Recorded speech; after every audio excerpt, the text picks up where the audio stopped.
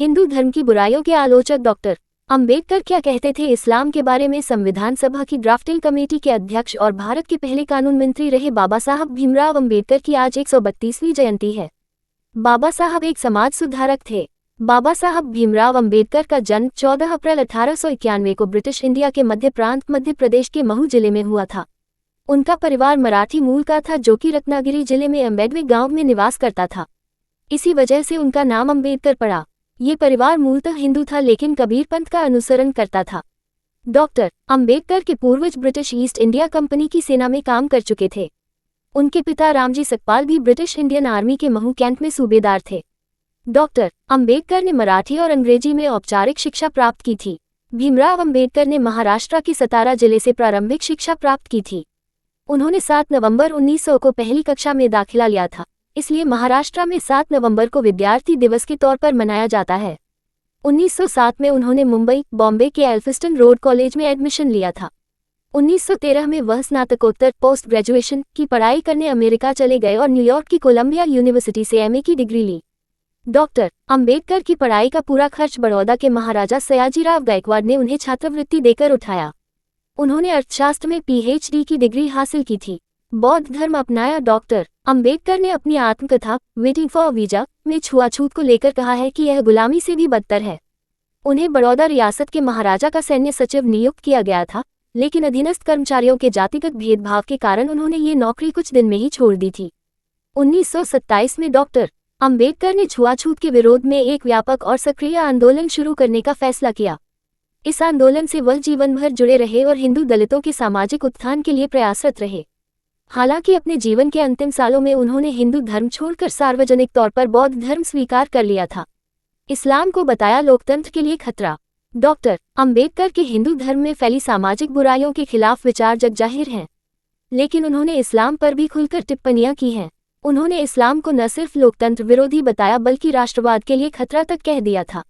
27 सितंबर 1951 में उन्होंने प्रधानमंत्री जवाहरलाल नेहरू की कैबिनेट से त्यागपत्र दे दिया था। संसद में डॉक्टर अंबेडकर ने त्यागपत्र के साथ दिए भाषण में इस्लाम के बारे में ये बातें कही थीं, जो अंबेडकर राइटिंग्स एंड स्पीचेज में प्रकाशित हैं। 1. डॉक्टर अंबेडकर ने भारत में मुस्लिम आक्रांताओं के बारे में कहा था कि वे हिंदुओं के खिलाफ भारत में घृणा का राग लापते हुए आए थे। उन्होंने न केवल भारत में नफरत फैलाई बल्कि वापस जाते हुए कई हिंदू मंदिर भी जलाए। मुस्लिम आक्रांताओं की नज़र में हिंदू मंदिरों को जलाना एक नेक काम था, जिसकी वजह से भारत में इस्लाम का बीज बोया गया। बाद में ये बीज पौधा बनते बनते एक बड़ा ओक का पेड़ बन गया। 2. अजमेर में चढ़ाई के दौरान मोहम्मद गौरी ने मंदिरों के स्तंभ और नींव तोड़कर वहां मस्जिदें बना दी और इस्लाम के कायदे कानून वाले प्रतीक खड़े किए गए।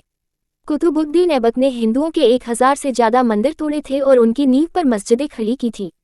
दिल्ली की जामा मस्जिद बनाने के दौरान उसमें हिंदू मंदिरों को तोड़कर उनके पत्थर और सोना लगाया गया और उस पर कुरान की आयतें लिखवा दी गई। दिल्ली की जामा मस्जिद में 27 मंदिरों की सामग्री होने का प्रमाण है। 3. डॉक्टर 27 मंदिरों की सामग्री होने का प्रमाण है। 3. डॉक्टर अंबेडकर ने कहा कि मुगल बादशाह शाहजहां के शासनकाल में भी कई हिंदू मंदिरों के विनाश का वर्णन मिलता है। बादशाहनामा में हिंदुओं के मंदिरों के पुनर्निर्माण का उल्लेख भी किया गया है। इलाहाबाद रिसायत की रिपोर्ट के मुताबिक बनारस जिले में 76 मंदिर नष्ट करवाए गए थे। बाबा साहब ने कहा था कि मुस्लिम राजनीति कितनी विकृत है, ये भारतीय राज्यों में हुए राजनीतिक सुधारों और मुस्लिम नेताओं के तौर तरीकों से देखा जा सकता है। 4. बाबा साहब की किताब के मुताबिक मुसलमानों की चिंता लोकतंत्र नहीं है। उनकी मुख्य परेशानी यह है कि बहुमत शासन वाला लोकतंत्र हिंदुओं के खिलाफ मुस्लिमों के संघर्ष को किस तरह प्रभावित करता है। मुस्लिम राज्य सड़ी गली व्यवस्था ज्यादा पसंद करेंगे बनिस्बत एक अच्छे लोकतंत्र के, क्योंकि वे हिंदुओं के मुद्दों में ही ज्यादा रुचि रखते हैं। 5. डॉक्टर अंबेडकर ने कहा था कि मुसलमानों के उग्र व्यवहार की वजह से राजनीतिक आक्रामकता को बढ़ावा मिलता है। मुसलमानों का मानना है कि अगर कोई देश मुस्लिम शासन के अधीन नहीं है, जहां कहीं भी मुस्लिम कानून और उस सरजमी के कानून के बीच संघर्ष हो, तो मुसलमानों को जमीन या देश के कानून की खिलाफत कर अपने मजहब अर्थात मुस्लिम कानून का पालन करना चाहिए। 6. इस्लाम के बारे में बाबा साहब कहते हैं कि यह एक क्लोज कॉपरेशन है और इसकी विशेषता यह है कि यह मुस्लिम और गैर मुस्लिम के बीच वास्तविक भेद करता है। उनका मानना है कि अगर भारत के मुसलमान पुराने ढर्रे पर ही चलते रहे तो ये भारतीय राष्ट्रवाद के लिए बड़ा संभावित खतरा बन जाएगा।